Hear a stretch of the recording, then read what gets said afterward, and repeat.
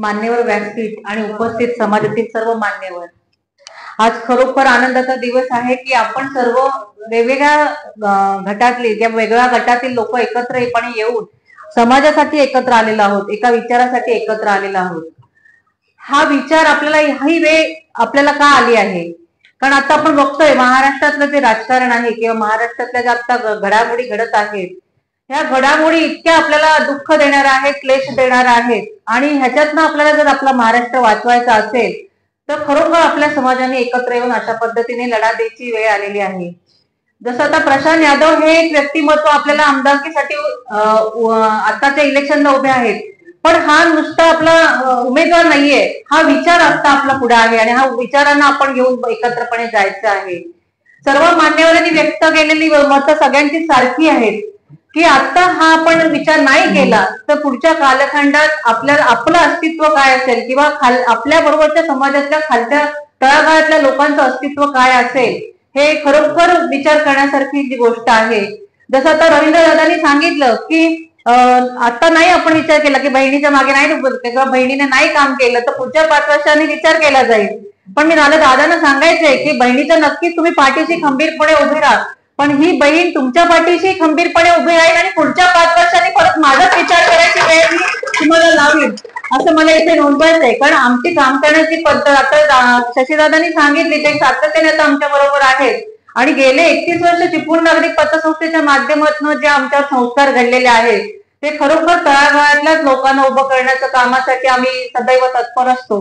कोणी व्यक्ती जरी समोर आला तरी आम्ही कधीही त्याला परत पाठवा रिकाम्या हाताने परत पाठवत नाही। त्याच पद्धतीने इथेही आपलं त्याच पद्धतीने त्याच संस्काराने हे काम पुढे नेलं जाईल।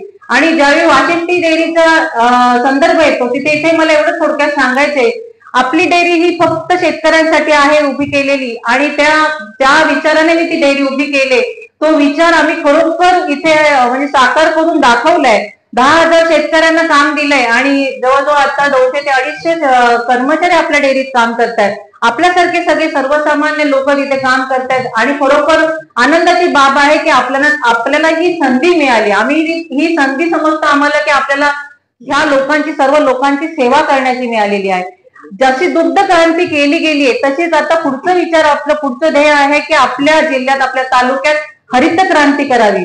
कारण आपल्या जिल्ह्यातलं किंवा आता बघतो वाशिष्ठीचं नदीचं पाणी इतकं पूर्णपणे वाहून नुसतं समुद्राला जाऊन मिळतंय, ह्या पाण्याचा वापर करून जिथे आता बघा मी वाड्या वस्तीवर जे जाते तिथे पाण्याचा एवढा मोठा प्रश्न आहे की 75 वर्षांनी सुद्धा आपण पाण्यासाठी झटतोय। तर हे जे पाणी नदीचं वाहत जातंय त्या पाण्याचा योग्य वापर जर आपण केला तर नक्कीच आपली जी दुष्काळग्रस्त गावं आहेत किंवा आपली जी शेती आहे की ते पाण्यापासून फक्त 4 महिने आपण शेती करतो, बाकी उर्वरित सगळे 8 महिने आपण अशीच शेती कोरडी दवडतोय। ह्या सर्व गोष्टींचा विचार केला जाणार आहे। म्हणजे बघा सर्वसामान्य शेतकऱ्याचा ज्यावेळी विचार केला जाईल त्यावेळी निश्चित बाकी विकासात्मक कामं करण्याची जबाबदारी 100% आपली असणार आहे आणि हे काम आपण जबाबदारीने पुढे नेईन हे मी ते तुम्हाला प्रखरतेने सांगते। आणि बाकीच्या सगळ्या विकासात्मक गोष्टी ह्या होत राहणार आहेत, कारण गेले 75 वर्ष फक्त आपण विकासाच्या गप्पाच मारलेल्या आहेत। पण बाकी जे म्हणतात शाश्वत विकास, तर शाश्वत विकास जो आहे मी असं म्हणते की खरोखर रोजगार म्हणजे तरुणांना रोजगार, महिलांना रोजगार, म्हणजे इतकी बेरोजगारीची परिस्थिती आहे। माझ्याकडे सकाळी रोज सकाळी कमीत कमी 5 ते 7 मुलं रोजगारासाठी येणारी असतात, त्या मुलांना सुद्धा रोजगार देण्याचं काम आमच्या माध्यमातून होत असतं। आणि मला ज्यावेळी कोण मुलगा स्वतःहून रोजगार मागायला येतो त्याला मी कधीच परत पाठवत नाही, कारण त्याला तेवढी त्याची गरज असते, तोच माणूस आपल्या दारात येतो। तर ह्या सगळ्या गोष्टींची नक्कीच विचार केला जाईल। आणि जसं आता त्यांनी दादांनी सांगितलं की कोळकोटची पुनर्वसन प्रश्न आहे, वाडी वस्तीतली विकास कामं आपल्या इथल्या वाडीतल्या मुलांना मिळावे ही बाब आपल्याला प्रखरतेने सांगावी लागते। खरं तर ही गोष्ट म्हणजे ज्यावेळी शासनाकडनं कामं येतात ते शासनानेच खरी ही गोष्टी बघितल्या पाहिजे, पण हे नोंदवावं लागतं की ती कामं तिथल्याच मुलांना द्यावी। मग मला तर इथे प्रश्न विचारावा वाटतो शासनाला की ही वेळ का आली? कारण ही वेळ यायलाच नको होती। इतकी बेरोजगारी आहे, इतकं कामाच्या अडचणी आहेत, तर ही कामं निश्चितच तिथल्या वाडीतल्या लोकांना मी आधीच जाहीर करते। कारण इथे कुठलाही हेतू घेऊन आम्ही कधी पुढे आलेलो नाही आहोत। आणि ज्यावेळी चव्हाण साहेबांनी आम्हाला संस्कार केले ते दुसऱ्यांसाठी काम करत राहणं हे संस्कार आमच्यावर आहेत।